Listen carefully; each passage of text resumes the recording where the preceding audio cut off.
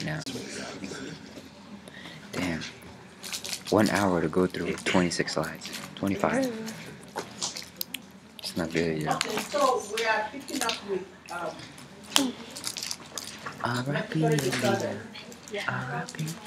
And with the respiratory,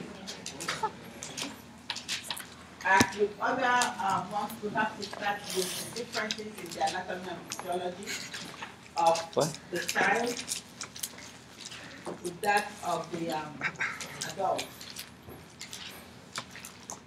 So, who can tell me what is the characteristics of a newborn breathing or children? What did you observe them do? It's faster. Belly breathing. So if you're looking up Belly here, breathing. you see that chest rise and fall. You will not see it, but you will see it here. What other things did you observe? They go fast. What other things? It is irregularly irregular. It is irregularly regular. Rhythm by describing that way that they will go, but the pattern is the rhythm is the same, and so that's one of the reasons that you must count their respiration for 1 full minute. If you do 15 seconds or 30 seconds, you're not getting the picture.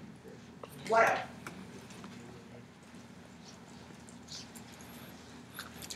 What else? Did you notice? What else? What else did you notice in clinical area about their breathing and the characteristics of their respiration? They are shallow. Sometimes it skips. Yeah. They skip, they do have that. That's True. describing us as regularly irregular. Yeah. They have periods of apnea, yes, and that's normal. The younger the child, the more you see pronounced. And that's why when you go to your when you do your newborn rotation and you have the privilege to get into the you will see that in the premise, the little ones, they'll put like something like an oscillator under their bed just to prompt them to breathe. Don't forget. So they just remind them. So apnea in newborns up to 20 seconds is considered normal. But when it progresses, then you know that it's a problem. However, we will do apnea.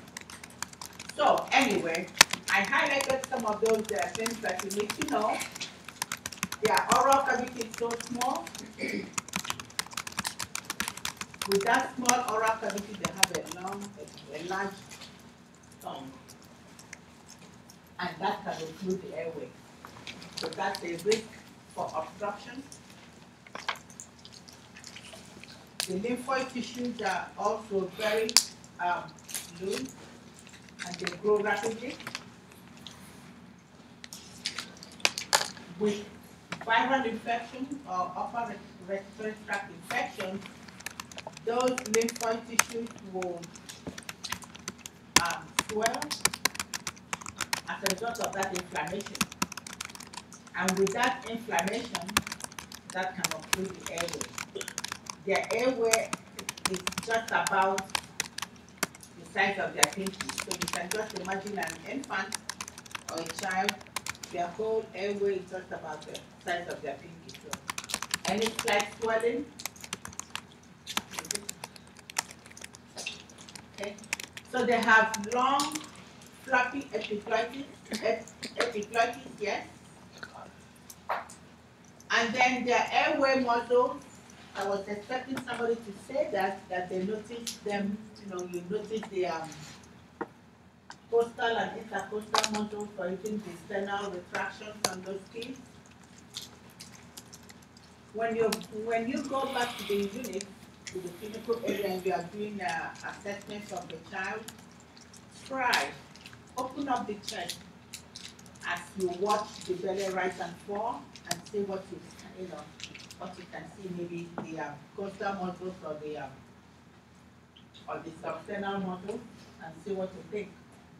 When a child really have respiratory distress, you see all those ancestral muscles come into play.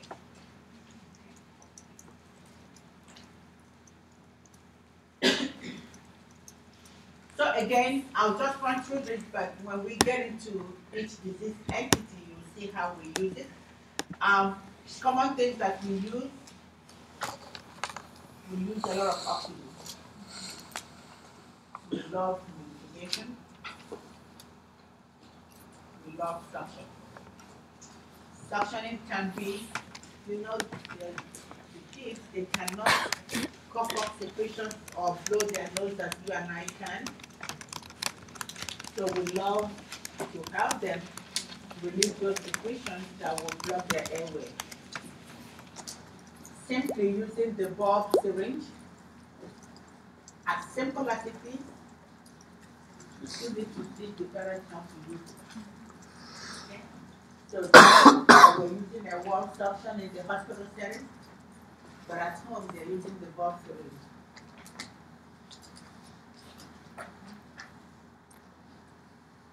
Doing a chest PT and or vest therapy is another lifeline that we need in respiratory cases. It can happen in an adult, it can be used in adult, it can be used in a child. What the chest physical therapy is doing is just like you're just trying to loosen the secretions, move them around. That way the patient will be able to either cough it out or you have the person by suctioning it out to keep the airway clean.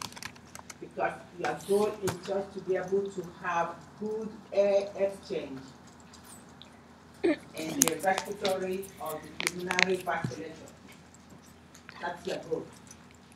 Okay. Saline goggles we can use, especially with sore throat or doing some post-tonsillectomy. Saline lavage we can also use to nasal drops. We can put the chest tube to reinflate a collapsed lung, or we can do a bronchoscopy. So we have a variety of things that we can do. This is not the only list. We have a long list of things we can do in respiratory. Again, we're doing our history. Now you will notice that for each section, we will start with the history. But that's the only way you can even begin to know what to do for that patient. Because if you don't do a history, you don't know, how are you going to put your intervention in place? There's no way. So you begin everything that you do, even if you see it in an exam, look at it again and see if there is any option that says assessment. If it's an intervention, whatever. But look at it, read the question very carefully when it says to you to do something. When it says to you to do something, and there is an assessment answer there, and then there is an intervention answer there, and it says what will you do first, you should be assessing that patient first. Okay? Because you cannot put an intervention in place if you have no clue what the problem is. You have to ask, take that history before you plan and before you give.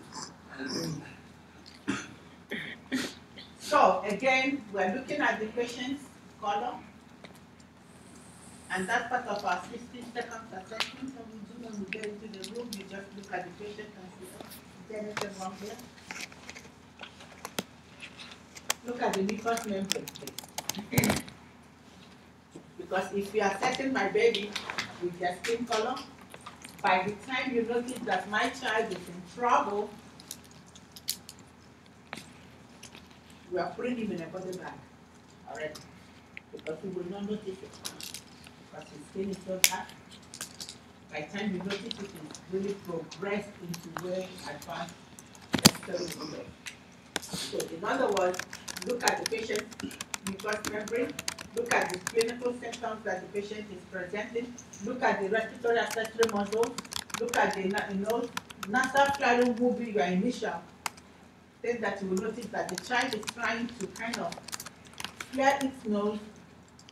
The way body is just trying to make it to say, okay, if I do that, I'll be able to grab more air in.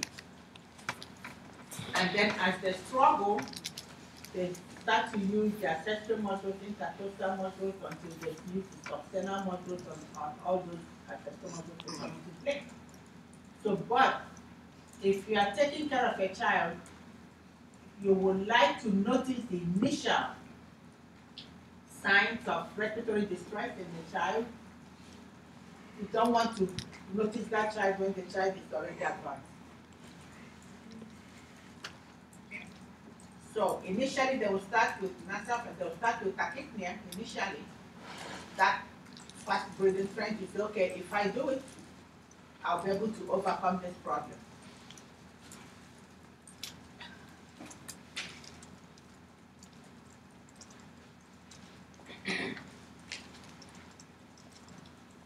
Another initial sign that you must know if that child is restless. You and I will do the same too. If we have something covering our nose and we cannot breathe, of course we'll try to wiggle ourselves out to get some air. Same way the child is doing, but the child doesn't know what the problem is. The airway is clogged, or there is a problem, they will become restless.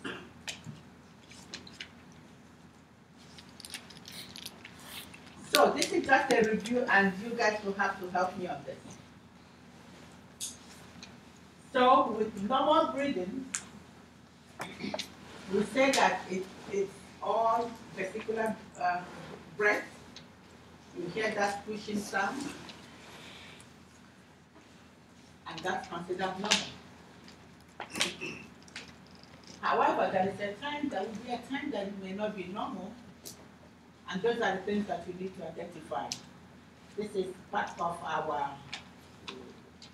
Fundis 1, Fundis 2 health assessment, and this is something that you do every day regarding assessment, and you say, oh, can I listen to your chest? What are you hearing? So you need to kind of review those sounds. But with the stridor, for us in children, we recognize that sound. It's a high pitch sound that you hear when there is an obstruction of the airway. Obstruction of the airway, you hear that is, stridor, and you hear it more during inspiration. So that's why I put it under inspiration. Not that you cannot hear it in expiration, but it's more, and it's more classic, it's more pronounced during inspiration.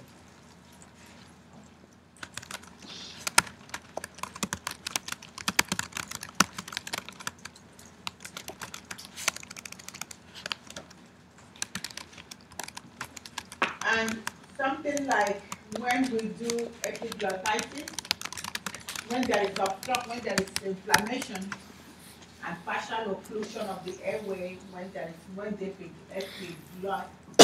epiglottis is inflamed, you will hear this high pitched sound. The other one you will hear also in children, especially in the little ones, will be, oh, that patient, the child is grunting. What is that? It's just a premature closure of the glottis. Just closing. With the sound that you hear, it's like the child is snoring. And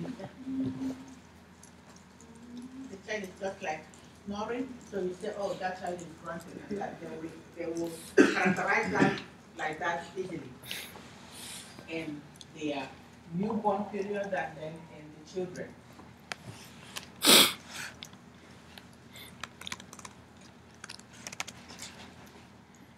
You will hear it more at the end of expiration. So that's why I put it under expiration.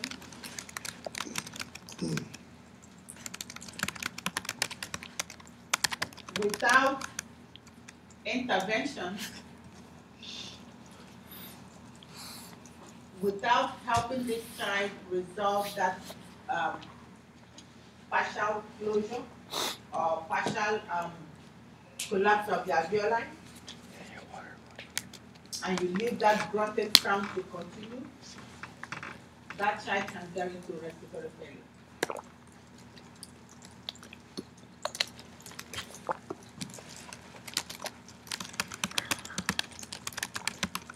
The one we all remember will be that wheezing,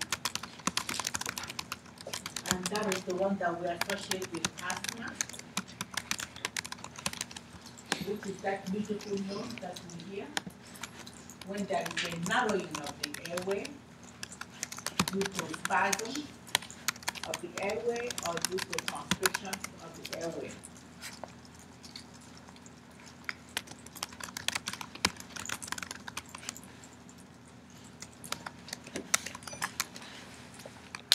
Most often, a patient that have classic wheeze, you don't even need a stethoscope to hear it. You just know there is a problem.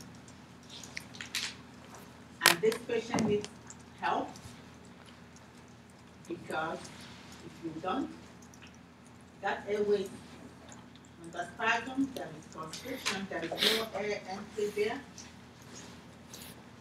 and you're not doing anything to relax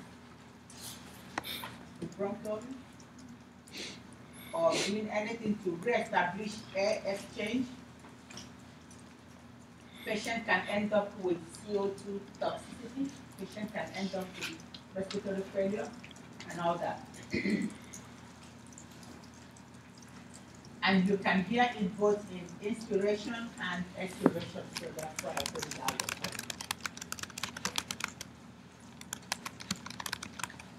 Another one that we characterize will be the rails or the crackles. Rails, all kinds of crackles. Some of them could be wet or dry, could be fine and very moist. Okay. And this is just when there is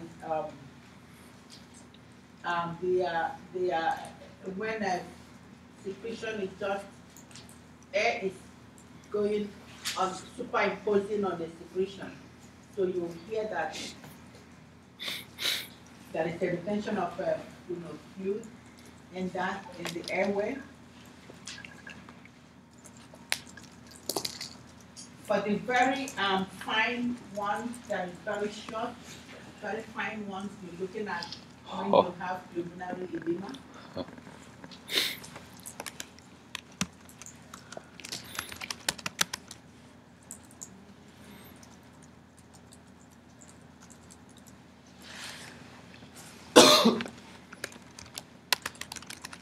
The other one that we all know again is the rhonchi.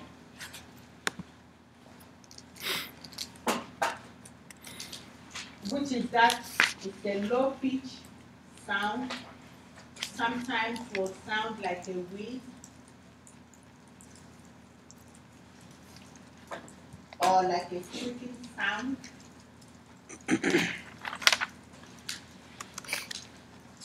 This is when there is a lot of mucus in the airway. When you suction the patient, the sound improves or diminishes. But as the mucus builds up, the sound will come back. Or sometimes, repositioning the patient can improve the sound.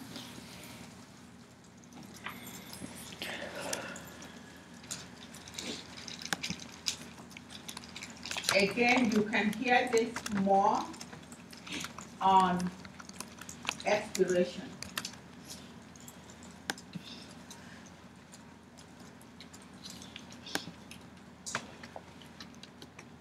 Note that every child that is admitted in the hospital with a diagnosis with a respiratory issue, that child needs to have pulse oximeter. You need to check the pulse oximeter. What is the pulse oximeter checking? Which one? Arteria? Oxygen?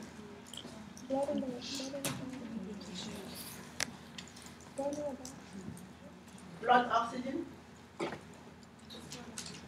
What does MEG do then?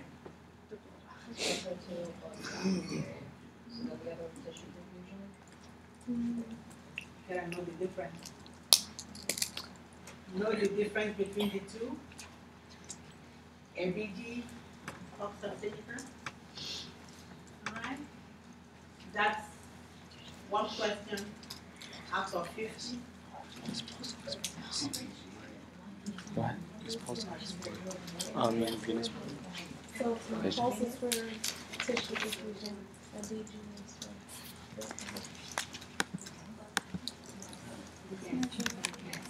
Know that one out of 50. Okay.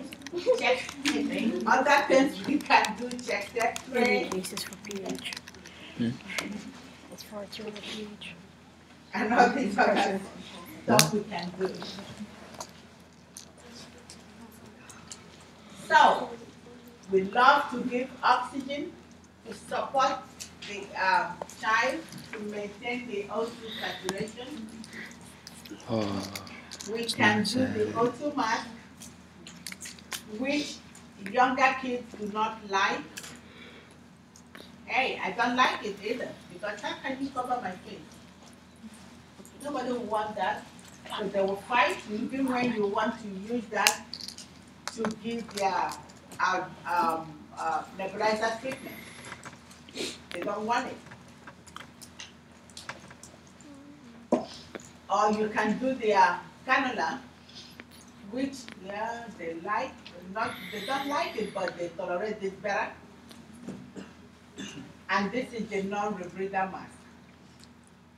Now, from your funding and from your health assessment, what is the flow rate that we can use for each of these? Anyone remember? 2 years. For the mask, what do we do? Anyone remember? Huh? 3 to 5.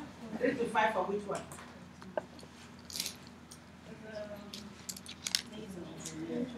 Okay. That's another exam question. So exam question number 2, look it up. Because I will ask that question. What's the question? The question is, what is the flow rate for any of these?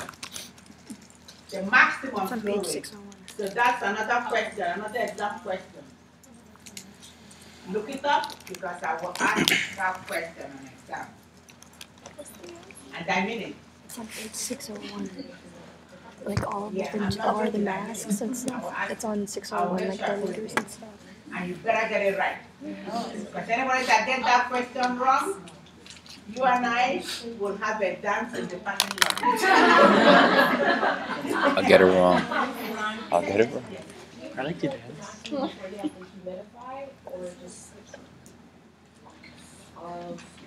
For you to give oxygen to anybody, especially children, you need to humidify it. Humidification is part of our treatment in pediatrics, and you will see it as part of the treatment. Okay? So, know that, so I gave you 2 questions already, so you have 48 left. No. I gave you 3 already, the immunization, so we have 47 left. Oh, we need to know all of them. But the simple things, at least you saw all of them, you at least you remember their answer. Yeah, I think I did okay, all right, Sorry. okay. So now that's just the answer. So now respiratory infection. Ow. Now in children, You're mad hot, Professor. children, Professor's mad hot. respiratory infection in children Professor can Gregory's be hot. classified in terms of the type of organism or the type of infection that it is. So it can be classified as a bacterial infection or a viral infection. Really? So we like to look at them as the sort of infection agent that is caused it. We also can, classify it or characterize it as the age of the child. The younger the child, the more severe the problem is. And most of the airway problems, respiratory infections in children will start as a viral infection, including what we will refer to as later on when we get into reactive airway disease or asthma. In children, their asthma episode or the reactive airway, the reaction to that their airway to cause it to inflame or to go into spasm or to constrict will start as a viral infection. Another way we do that also will be the size of the airway. You know that we said that the airway is so little. So the smaller the airway, the little inflammation, there's an obstruction right there. Also, immune system, how resistant is the person to infection? You remember that in the newborn, in the immediate newborn, and as the child grows, the child has no immunity of their own. They only have that passive immunity they acquired from their mom. Okay, and then as they grow, they're exposed to the antigens plus their administration of the immunization, they will start to develop their own immunity against organisms. So all these factors will increase the likelihood for them to be prone to respiratory infection. And again, if you throw in the mix, their seasons, the winter months. Right now we are at the height of the RLT season, okay? And all that pneumonia and all that, okay? So that's how we characterize or classify infections in children. But note that asthma in children is starts as a viral infection, not as we move in older people. So, how does it react? Of course, again, fever, cough, feeding, and all these signs and symptoms they will present. And to treat them, generally for all infections, we would like as much as possible to decrease that effort they are putting in breathing. So we would like our premise, which is that our humidifier that we need. At home, you can simply run the tap if you don't have a humidifier, but we do encourage parents to buy a humidifier, so long as they will clean the chamber. Because you cannot put it in and use it and let the water stand without cleaning that chamber. Well, stagnant water, of course, will be a breeding ground for bacteria, and you are blowing that, your child is inhaling, including you, everybody can come down with an infection. So, humidifier is allowed at the home, but we must educate them to clean it. So we need to promote comfort, because this is why we have to kind of cluster what we are doing for the child. We would like to prevent infection, hand washing, and then also maintaining both standard precaution and transmission-based precaution. Meaning, if the child is the infection disease warrants to be on droplet isolation, you better put the person on droplet isolation. If it is airborne, you better put the person on airborne. If it is contact, you better maintain that contact isolation, and so forth and so forth. So you are doing both standard precaution and transmission-based precaution in order to prevent the spread of infection.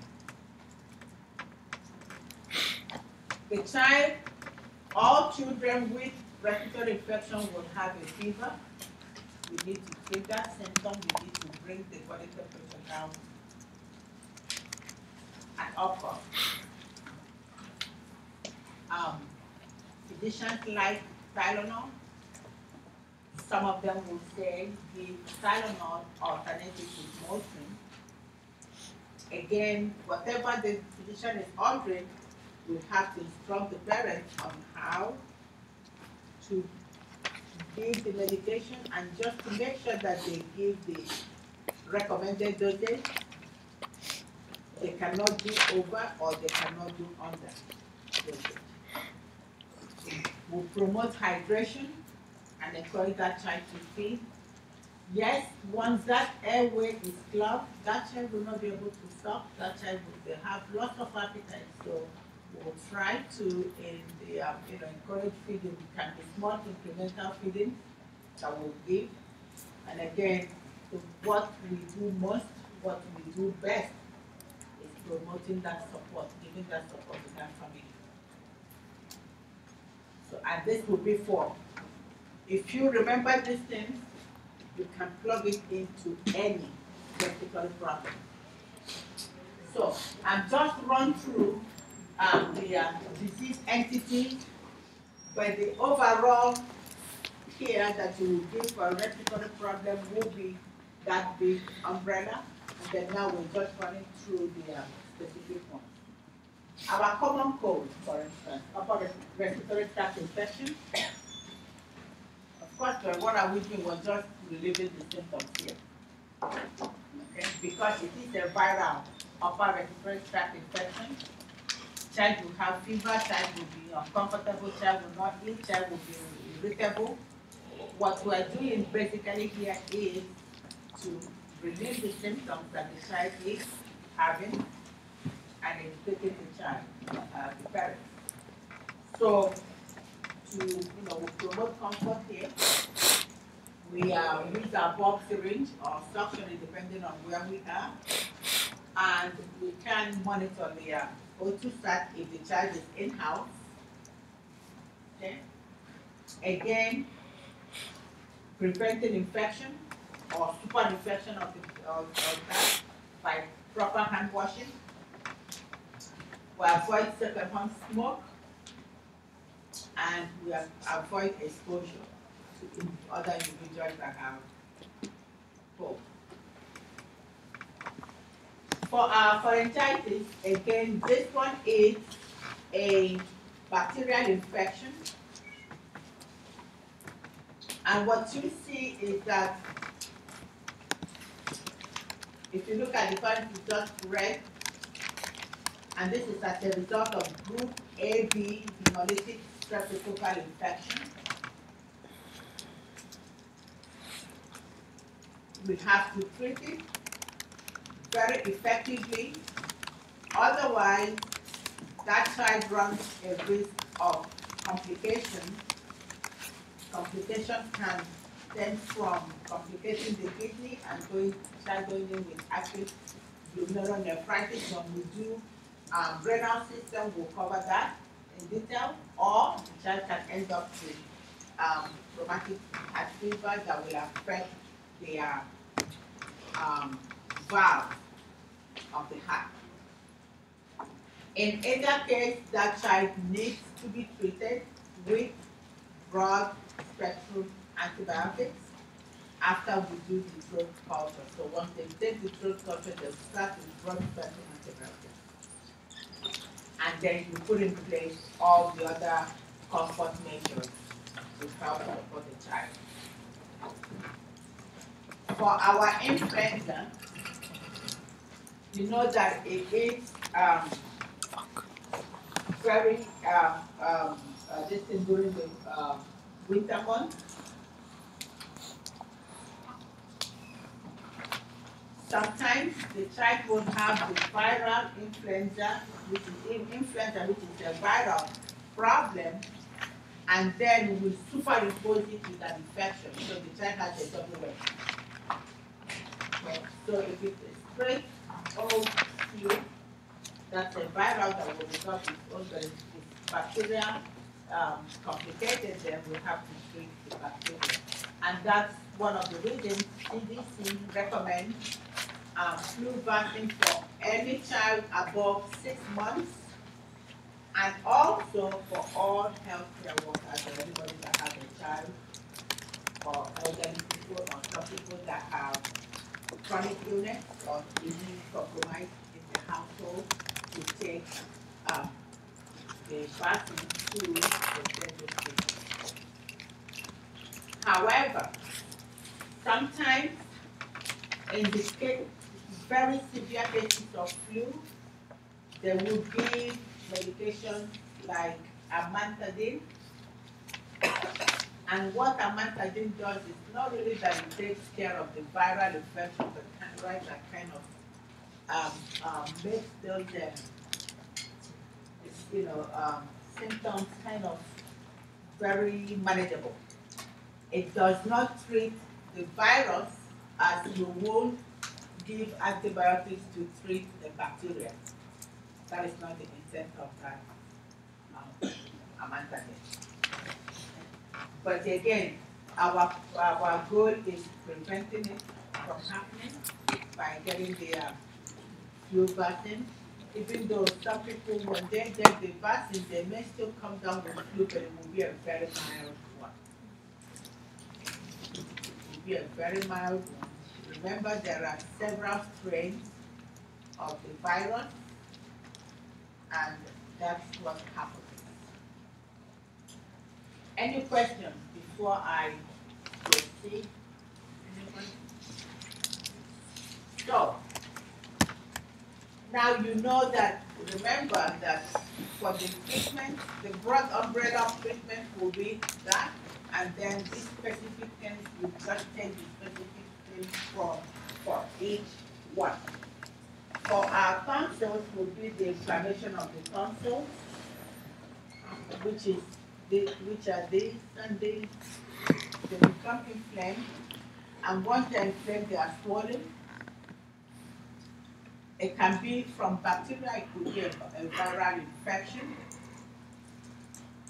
and usually it's treated by antibiotics.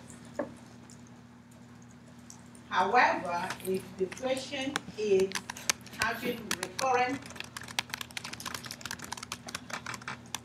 throat infection, they will treat it, it will come back again, or if there is an abscess in that area, or if the swelling of that affects the adenoid, which is very proximal to that tonsil, and these are all swollen, that to the point that the child may start having apneic episodes, then surgery is recommended. But the surgery will not be done until after the acute infection subsides So in other words, the physician will give the antibiotics, treat the infection, and then go in and do the surgery to remove that tonsils and adenoids. Most of the time they do both of them.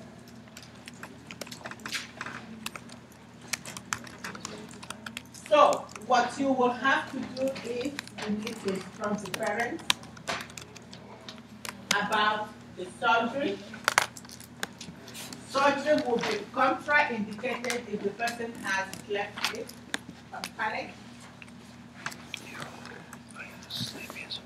If that child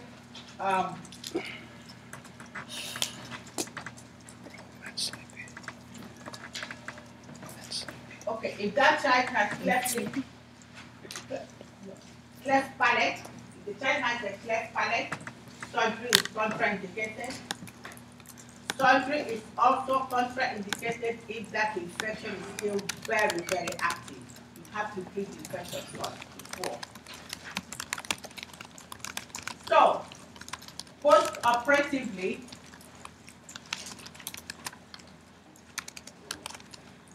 you have to,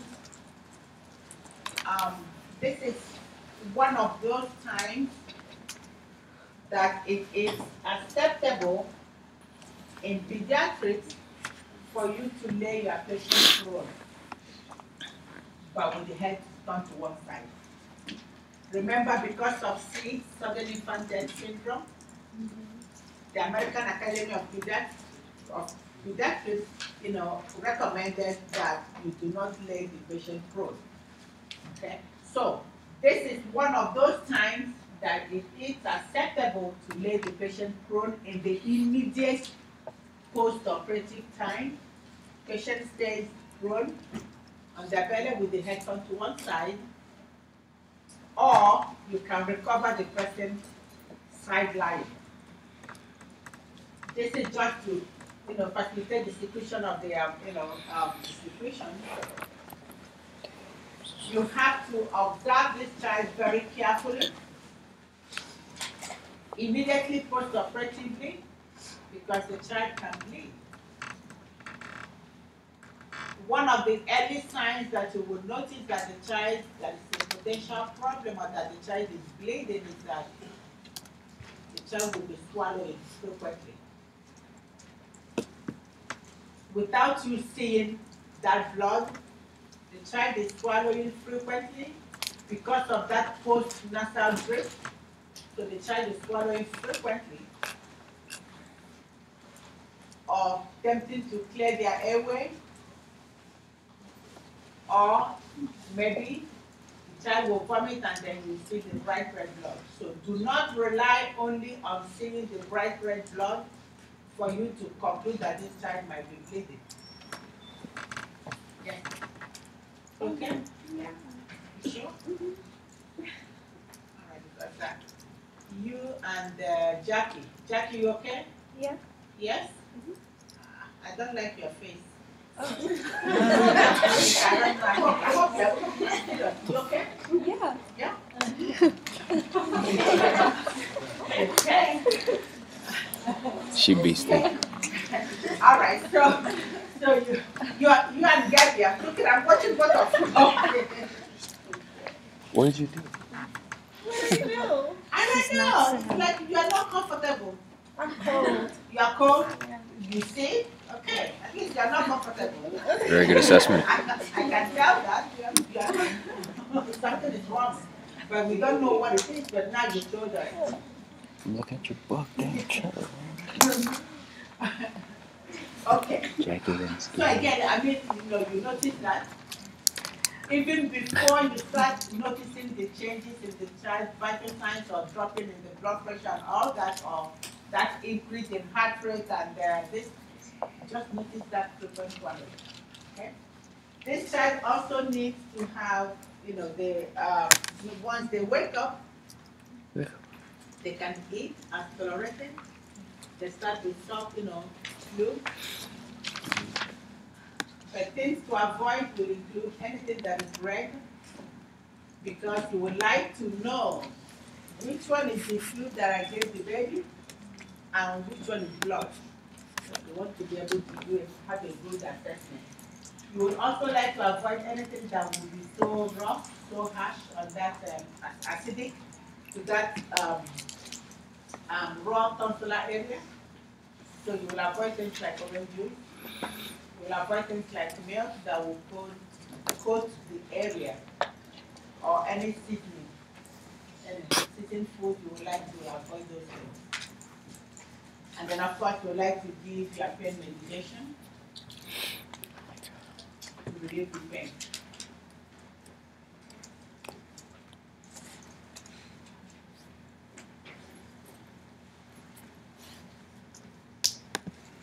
Question?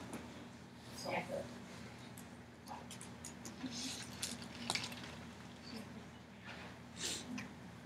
All right.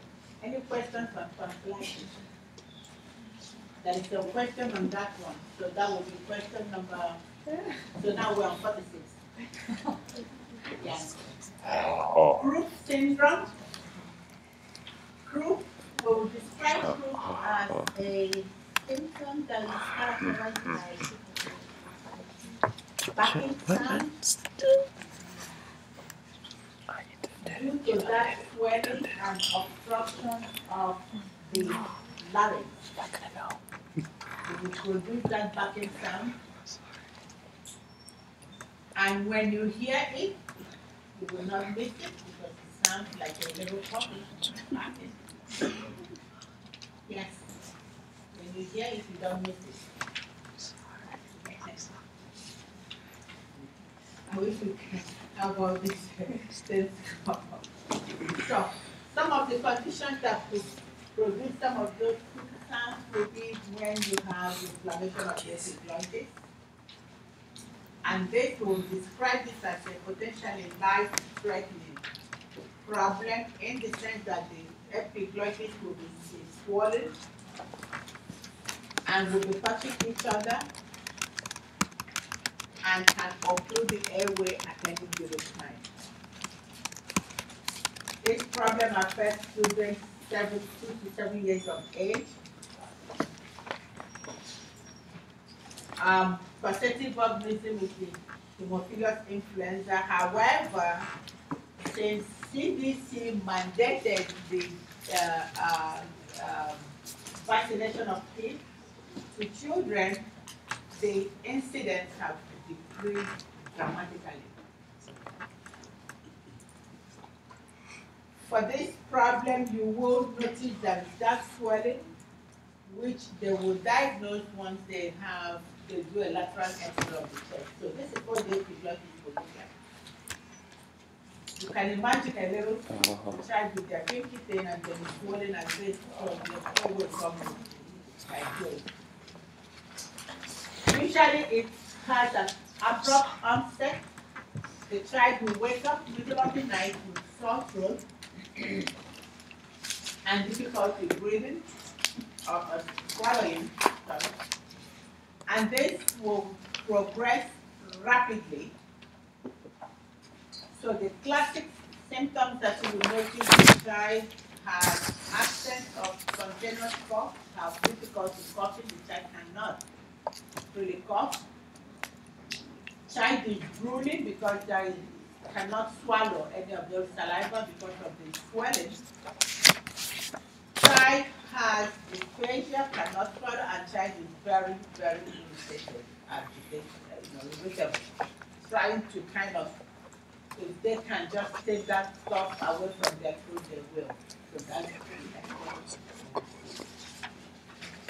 when this person presents to the emergency room with that kind of agitation and swelling and history of just waking up and complaining of their throat, this is not a person that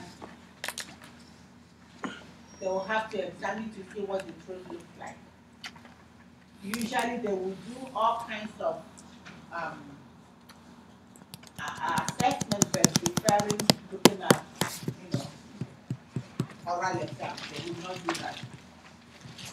Because if you do it, once you elicit that gag reflex, that airway can close, and the only way you can reestablish airflow will be if you intubate that child and or do a trach to go bypass below it.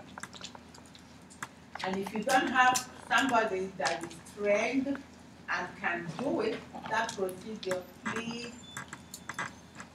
So you are the triage nurse. Patient presents, with that, you take the history from the mom. Oh, my child just woke up and difficulty breathing and it's getting worse. When you look at the child is hyperextending their neck, the child is drooling. You better make sure that you put that child in a room where you have your crash cart very close. I mean their code card very close to that room. Or bring the intubation tray handy, because that can happen at any time. This is the child that you need to, as part of the evaluation, they need to do that neck x-ray. Permit the mom to hold the child and let the family, whoever is the familiar source, make sure that you keep that child as calm as possible in the emergency room. Child, needs to be admitted in the pediatric intensive care unit. They need to give IV antibiotics, aggressive one, and they need to give IV therapy. Okay. Again, you must decrease anxiety in that child. Another one that we need, I think, your therapist will be that tracheolaryngral bronchitis, which is another Cook syndrome that will affect children less than 5. Again, our friend, their RSV, which is that viral infection, and the influenza, all that can be a problem. Again, remember, most of the respiratory problems in children will start as a viral infection. So the child will have all these breath sounds that we described initially, and the child will have respiratory distress, which can progress to death, or respiratory failure, and possibly death if nothing is done for that child. Again, we want to manage the airway, make sure that that airway is patent. We want to give IV fluid, but if the child can't tolerate PO as they get better, then you switch to PO. Again, they have to give racemic epinephrine just to help relax the airway so that you can reestablish your airflow. Corticosteroid is done, is proven to reduce the inflammation. So, again, your strategy here is, if that child comes, have your intubation tray handy. Do not disturb the child, do not agitate the child. Keep that child nice and calm.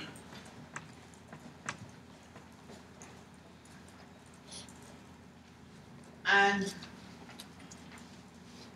give the medications epinephrine, via nebulizer, that's why it's that racemic. Epinephrine is epinephrine via nebulizer to help relax the airway, and then you keep with the antibiotics. The RSV, the bronchiolitis, the RSV, which is that viral infection that we see all and we hear about it all the time in the hospital.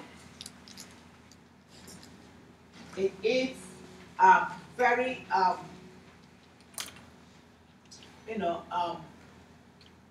very common infection in high-risk infants, premature infants, infants that have all the life-threatening things happening to them. Infants that are less than 2 years, or children that are less than 2 years of age. And it occurs, the peak time will be um, late in the fall and early, and will decrease, during the winter months. So now it's right now, it's very on.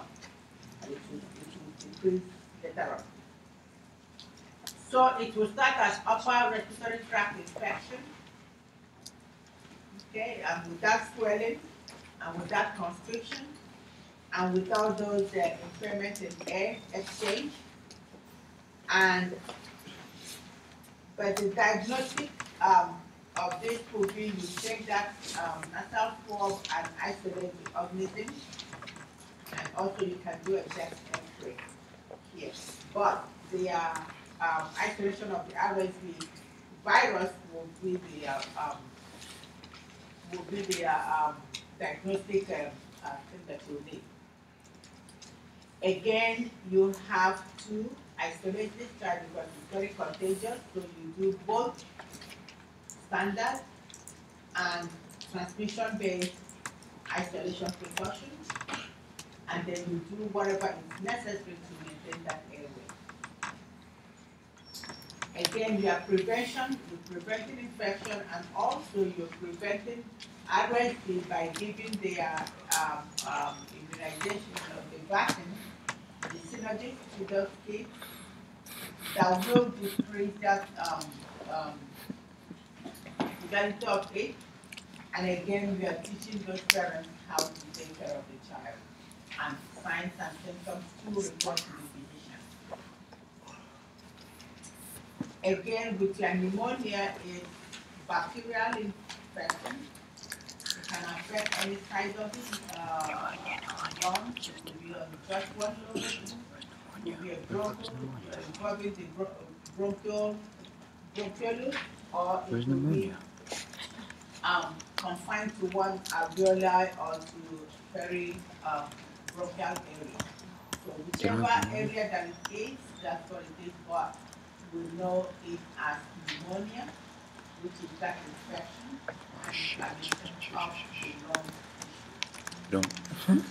Again, it can be bacterial, it can be viral, it can be any kind. It can be aspiration when we try to feed the child and lying down without propping the head of the bed, and the child can aspirate, which will, instead of going into the stomach, it goes directly to the airway.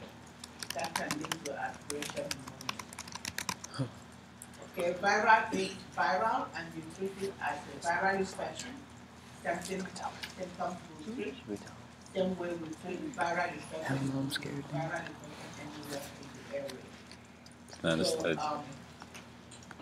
So when it is bacterial, we treat with bacterial infection. And I just put this in detail here so that you can look at it. But the baseline of all this is the same from the overall thing, regardless of what type of bacterial respiratory problem or viral, the treatment is the same. Then you just narrow it into the name of what the child needs. Okay. So again, this is an acute respiratory tract infection. We kind of minimize it by giving the immunization. However, with parents not apply it yet. The pneumonia slide wasn't included in the PowerPoint or That's okay.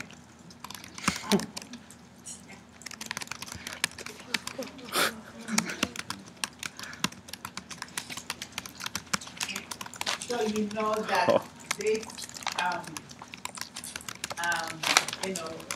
for this one have been decreased due to the immunization. However, some parents do not comply with that immunization, so they reach a surge of this infection. Tuberculosis is something also. We do the diagnostic test, we do the PPD, which we are harassing all of you to do your PPD.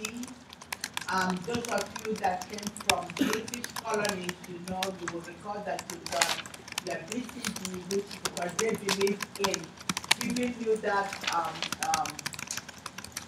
immunity, but Americans do not believe in that.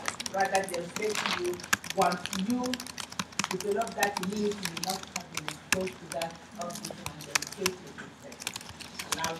So that's different. If you're from a British colony like I did, I still received I still do my X-ray, and when I came in this country initially, I was forced to take INSTBI against my will, but I had to take it. Yes. So that's the, that's the protocol. When you go to Rome, you behave like a woman. So we are all forced to do that. That's the American rule. But we were happy where we came from because that was as soon as the child is born, the same way they will give hepatitis B in the nursery, like they will give the BCG. And it's acceptable. World Health Organization accepts both standards. So, cystic fibrosis is an autosomal recessive disorder of the exocrine gland. Which glands are the exocrine glands? Which glands are that? We have the endocrine glands and we have the exocrine glands. This is the anatomy and physiology, guys. Huh? Okay. Question number 45. Which one is that? Endocrine is which one? Exocrine is the one that produces into the ducts, right? Say it again. Okay, endocrine glands are are the ones that secrete into the glands. It's a duct, sorry. Yeah. They don't have a duct. Exo don't have a duct. Endo have a duct. Okay. So you remember it as this ductlet, duct, D-U-C-T, less gland, and the one that has a duct. The endo, meaning like the pancreas and all that, they have a channel where their secretion will pass through to get into the bloodstream. The endocrine glands have no channel through which their secretion will pass through to get into the bloodstream, like your sweat gland. Okay? All right. Can you do that one more time? I'm sorry. Endocrine have a duct, they have a channel, which they will secrete they will produce their secretion, and their secretion will go through those channels to enter the bloodstream. But the exocrine have no channel, have no duct, so their secretion goes straight into the bloodstream. Okay? All right. So this affects us, the exocrine gland, and because there is a problem with the chromosome, it's a genetic problem that affects the CFT, it's a cystic fibrosis transference membrane receptor. That's a long name. But just know that there is a defective thing, and this enzyme, this protein, what it does is to help in the channel of sodium or chloride ions into the bloodstream. So there is a problem with that, and because of that defect, so the chloride is defective. So the child is not having there is abnormality of that, and that which leads to accumulation of those secretions. They are so thick in the intestine, in the digestive tract, in all the ducts. They're all very thick in all the systems. So without sticking in all those secretions, You know, once we have a sickness and once we have a stagnation, then can lead to infection, and that can lead to secondary infection in the airway. And with that secondary infection, there is no air exchange at all. And with that no air exchange, you may start seeing your hypoxic events, and you may start seeing a build-up of carbon dioxide because there is no exchange. So with that, you have your acidosis, and because those secretions are thick, there is stagnation there. It becomes a breeding ground for infection. In the digestive tract, there is a blockage. It's not so the ducts are blocked. Those ducts, because the pancreas is a ductlet, it's a duct gland. So the pathway, the channel for those for the pancreatic juice for it to enter the duodenum is blocked.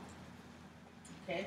So now over time, because of that cutoff of that is blocked, it will atrophy because the body will say, oh, you know what? I'm here, I'm not useful, I'm not doing anything. Over time, we'll use it, it will lose its usefulness, so that is decreased. So now the patient that has cystic fibrosis would not be able to does not have pancreatic enzyme and cannot pour the enzyme in the duodenum to digest their food. So they have problem with digestion. So they cannot handle all fat-soluble vitamins, proteins, they have hard time with. And because they don't have it, and because we need the pancreatic enzyme to do the digestion in order to be able to use those food nutrients, these patients will have to receive pancreatic enzyme with their food, with their snacks. So because they don't have it, so we have to give it to them artificially. So their food is not being digested, their food becomes very fatty and full of protein because they have problem digesting fat. And that too smells very awful. If you have the privilege to be the one to collect the 72 hours to collection and the patient with cystic fibrosis, you will not be a happy camper. But the stool is very bulky and foul smelling. Their abdomen is large and, because they're not, malnutrition, they're not utilizing any of their food. In the immediate newborn period, if they present with this, one of the initial things that you will see would be the patient, the child, the infants will not be able to pass meconium. When you evaluate them, you see that their anal opening is open, their anus is open, but they have not passed meconium. So please, when you are doing your newborn assessment, make sure you see the meconium and document it. Do not look at the thing and say, oh, this person said transition stool, therefore it is transition stool. Or this one says soft healing, therefore it's soft healing. Make sure it is here. Because it has happened, and people will just copy, and then they ended up like when you look at the X-ray, you see that the blockage way for high up there. Soft impacted. So that will be the early sign that the child will have. Intestinal obstruction or inability to pass meconium. Again, you will notice that in the skin, that their sweat is because of that alteration, because of that dysfunction that in that sodium channel, there is high concentration of sodium in the sweat. So the parents will actually say to you, oh, you know what? When I kiss Johnny, he says so salty. That will be one of the complaints they will give to you. Okay? Sodium content in the sweat may be as high as 60.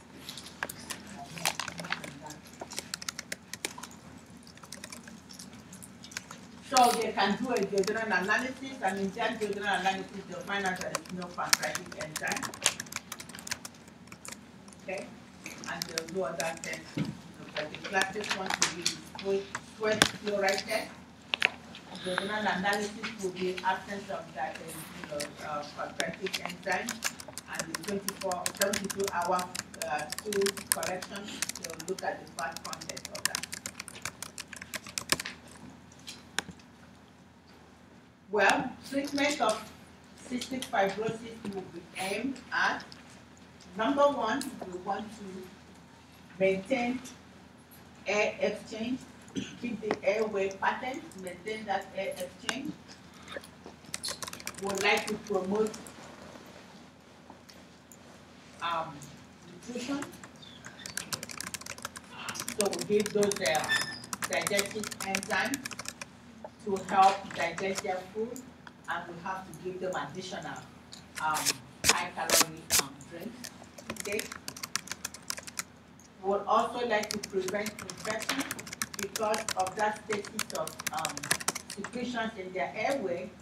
This is a candidate where you need to do chest physical therapy to move the secretions, in addition to giving like the bronchial dilators that will help to eliminate the secretion. Again, we need to promote exercise. Remember, when you are sitting in one place, nothing moves in your body, but if you are moving, so that will also help to move the secretions along, because we would like to move them around. And then we maintain their child's emotional needs. So if you put all these things in place for a child with cystic fibrosis, you are helping to prolong their life. Because they come to the hospital frequently. Okay? So, again, these are the things that you need to do. For that vitamin K, vitamin A, D, E, K, these are all fat-soluble vitamins. But we know that people with cystic fibrosis, they have a hard time digesting fat. So, and they need this vitamin. So the pharmacist will give them a special formula of that vitamin. It will be vitamin, the mixable form, or the aqua, A-D-E-K. So you will see it, it's not a regular vitamin A-D-E-K, so you have to know that. Their own compounding is special. Okay.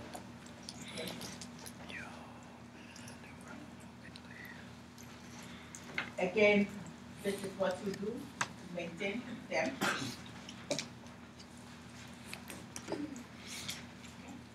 Any questions with cystic fibrosis? So for cystic fibrosis 1, 2, it is a recessive gene.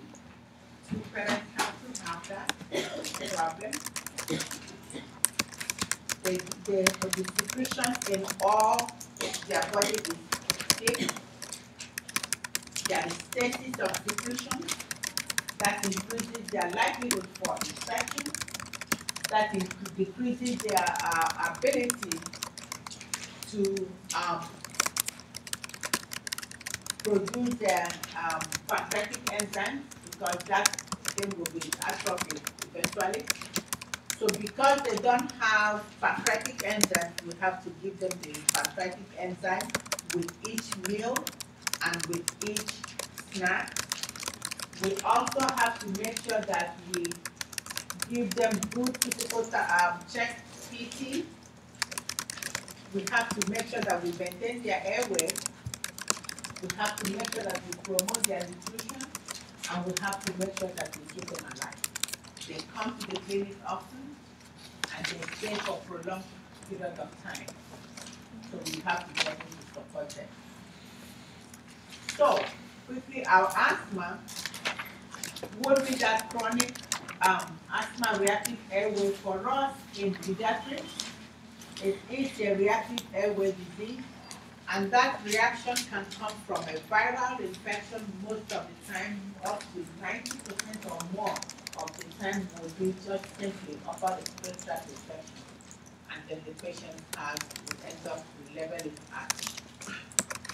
What basically happens, there is a limitation in the airflow.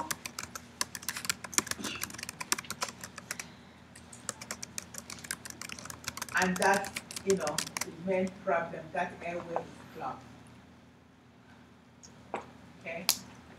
And you can see all those signs and symptoms of asthma that you will notice. And all the things that we talked about before, the retraction, natural flaring, and all that, restlessness and apprehension and everything that we talked about with respiratory issues.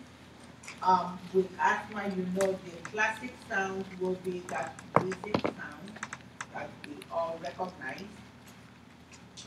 And of course, we need to make sure that the problem does not escalate.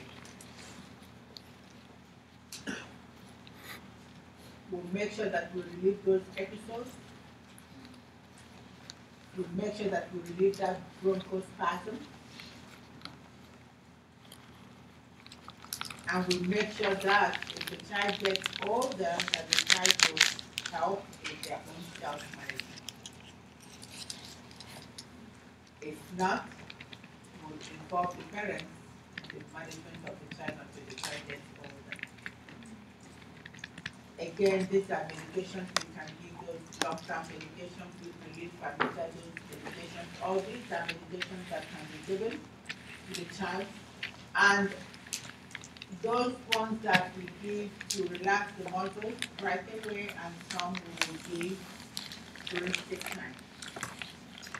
And in all, because it is a long-term management of the airway, they do have like a plan that the child will have to use when they are sick or when they are well. And I'll show you that in a minute, but let me talk about this one. This is that acute phase of respiratory distress from that asthma. And this person needs to be seen right away because the airway is this bad. Okay. And they need to act quickly to reestablish airflow. Remember, the brain has a very high affinity for oxygen. So the longer you deprive it of oxygen, the more permanent the damage is. One of the patients we saw in children's specialized one time, a non-asthmatic patient, came back from school, and mom gave before treatment twice, and then said, okay, let me go up into the car, let's go to the pediatrician hospital. So she's driving, didn't know that the child had another episode of, so by the time they got into the pediatrician's office, but the child was limp, brought the child out, wow, the damage had been done. We made the child in children's specialized hospital. Cognitive function of the child, maybe didn't know how many percentage left. So the child is just like a shell of itself. So the moral of the story is, if anything happens, call 911. Don't even bother to drive the child. Call 911, go to the emergency room, and let them tell you that, yes, you were silly to bring the child over. Yes, you take that and go home honorably. Than have the child suffer for the rest of its life. Okay? So this child needs to be admitted, and this child needs to be admitted and needs to be implemented. Okay?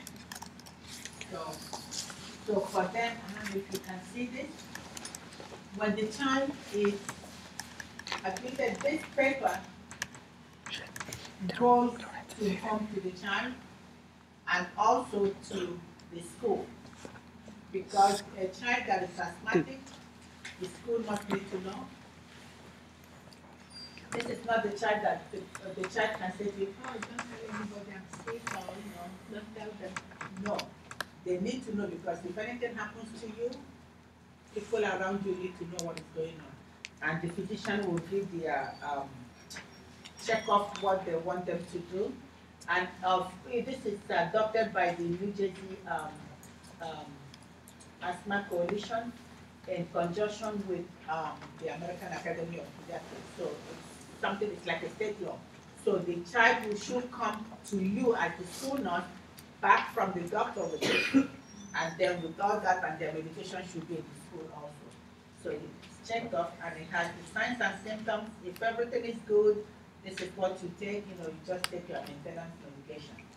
If anything is, if you are you have a cough, wheezing or chest tightness, this is the medication you take. And then the third one will be the emergency part of it. If anything, if your fast acting medication did not work for 15-20 minutes, or you have hard time breathing, and other symptoms, you have to go to the emergency room right away. And so far, so good. This has been keeping patients alive, and this can be used for both adults and children. It's not only limited to children. Okay, so that's our assistant burn. Again, apnea, you will meet apnea in your OB, but I brought it up here so you know that it does exist up to 20 seconds. But after that, there's a problem, especially if the child is tongue blue or there is any other symptoms that goes with it. Children with apnea needs to go home on apnea monitor. One thing I want to point out here is that if you have the privilege to do home care, or you have a child that is an apnea monitor, one thing that parents do quickly will be to silence the monitor, because that monitor is so annoying. It's so loud. But it saves the life of the child.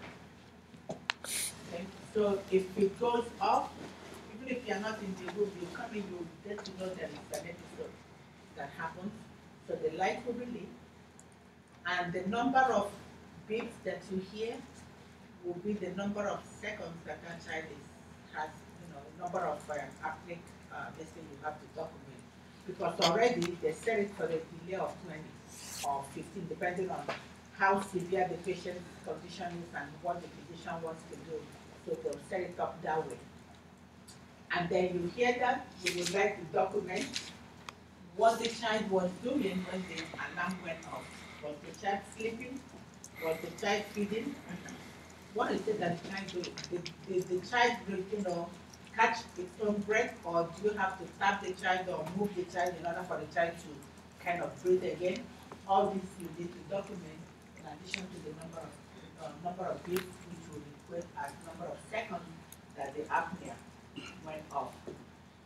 Okay, so that's and then all this you have to also tell the parents, because when they come to their clinic, they have to bring the district for them to download the reading, and if you don't need to be able to see what comes back on over the period of time that the child comes back on. Again, the moral here is to try,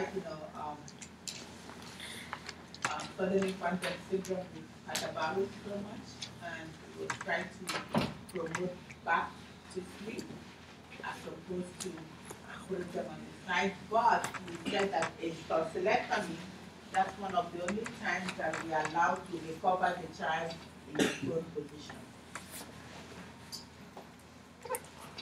Can't wait. Get out that door.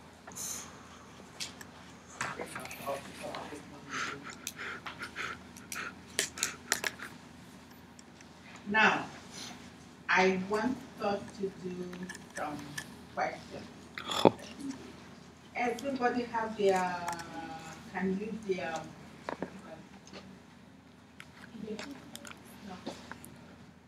I want text or computer, or can you? I just need to get a sense of what is going on. If you can use your phone.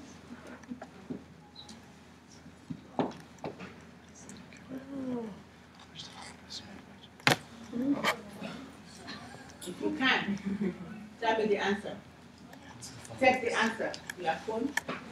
Seriously? You can also use your laptop.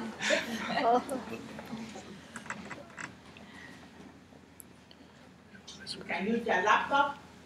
You can use your phone. But I need to get a sense of how many people are getting the gist.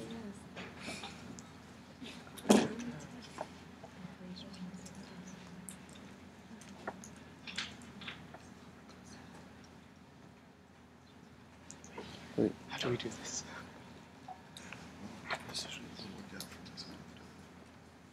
What do you text? The number.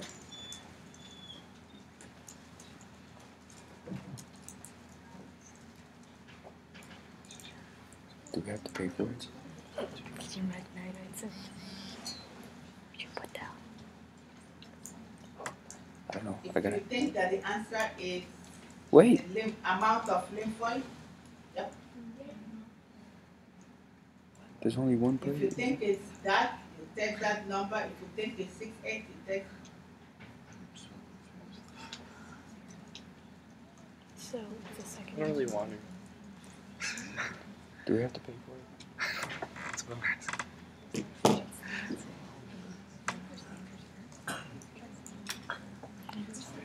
Open the 5. 7.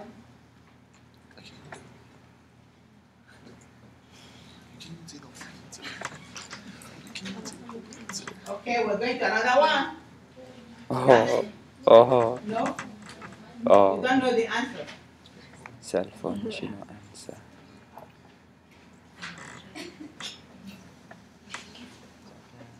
Oh. Oh. Oh. I just need to get a sense of, because when you yell the answer back, I don't get a sense of who is saying yes to me, because this one you're not getting it into quiz before next week. There's a quiz. And the other one, the one you did online, I know who this was. And then, Shit, there's a quiz next week. No, okay, 2 more minutes. I thought it was every week. But I didn't put a time There's in an that exam one. next week. When I put a I know, time in, but I I thought just let quizzes you were know. every week. Next time I'll be putting time No. in You get the gist of it to though. lock in your answers. Your mom gets it. Ow! Ow! You hit my ear. Stole by my money. Okay, 2 more minutes, 1 more minute or less than that for this one. But I'm going to the next one. I think it's D now. It's the one that. Well, people are writing. Stop writing if you are not. You know what? We need to do this the way it's supposed to, and I'll tell you the answer. But if you are not, if you are just writing, and you think you see this question like this verbatim, you will not see it again. Okay, so stop writing and just do what we are doing. Okay. Stop writing. Stop writing. This is cool. Oh.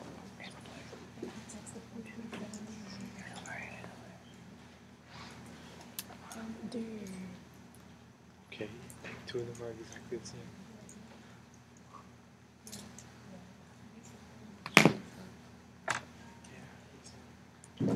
Yo, that's me. That's me right there. Yo. Just Yours? Yeah. That's awesome.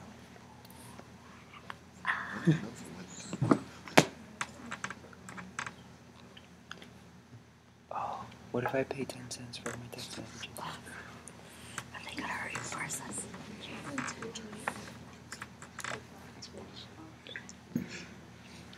Just text the wrong one. I'm glad to. What's the wrong one? Wait, I'll just photo this one. Next week is a travel. I don't like you. I know, I can help it. Frequent swallow. Frequent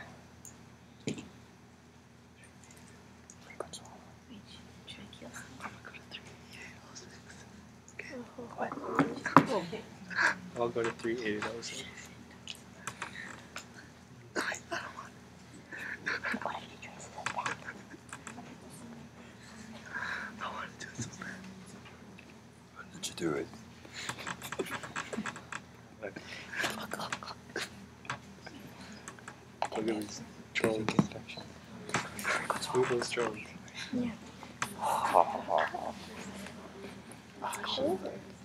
It's good. There's on there. You know we're paying $10 for each text message. They send you a text. I'll tell you the answer. There's a third. I'm the only one in the third one. Get it. Fill your form. You put one time. That's all I'm doing. I'm just filling your form. What's my heart rate? Needless does she know. You should find an preference for this to give a child who has had tons of time to me. Chocolate ice cream. I think it's ice cream. Yeah. Oh, true. That's not a beverage. Oh no. But why is chocolate ice cream not a beverage? Maybe apple juice. Ice cream has milk in it, right? But apple juice has citrus in it. Fruit punch. No, it's red. No. Don't. It says I can't text because I didn't pay my bills. I don't know. Kind of want apple juice. I don't know. Honestly, I don't know. Well, I don't know, because ice cream is not a drinking beverage, so... Damn. Apple juice is fighting. But ice cream. Oof. Doesn't apple juice have like citrus in it? I'm stick to ice cream. I'm gonna stick to ice cream. Ah! Do it again. 5 more seconds, I'll close this one. The next one, I will time it. I know.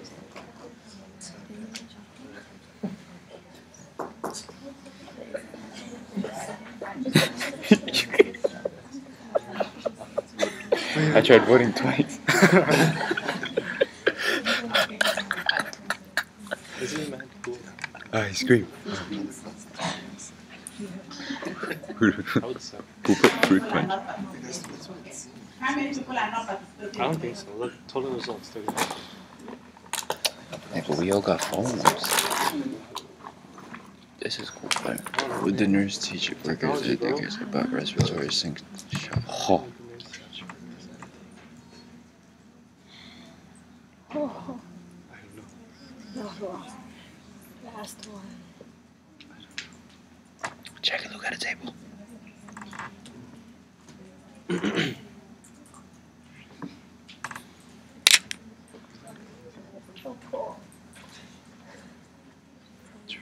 The next time it will be a competition between groups. Oh. Yes. Yes, it will be a competition between groups. How do you track it? Can I track it? Yes. Oh. Yes. Interesting. Interesting. Not bad. Don't do it. I just need to know where you stand on this. Anyone can follow the bandwagon though. She should cover that part. Oh.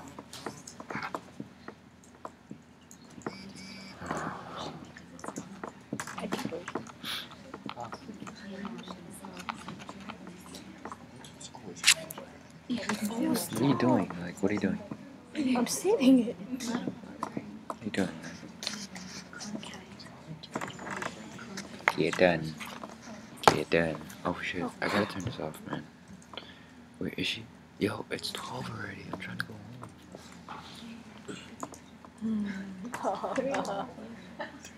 Which of the following interventions were for influence like bronchiolitis? No. No, the last one. Oh. No, there's only 2 people. Just holy moly. Oh.